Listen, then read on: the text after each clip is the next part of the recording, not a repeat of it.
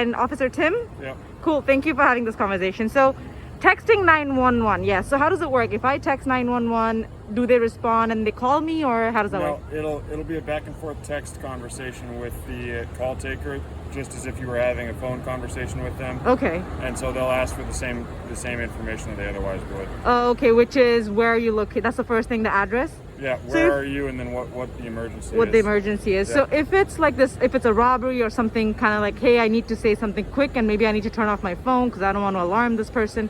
If there's one text to send, what would that be? The first one.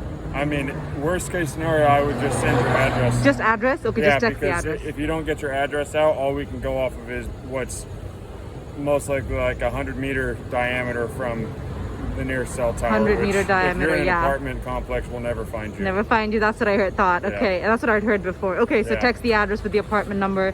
And usually if we don't respond, if the person who texted doesn't respond, then It'll be a priority one, and we just immediately dispatch. go. Okay, Yep. perfect. Thank you. I course. appreciate that. Yep.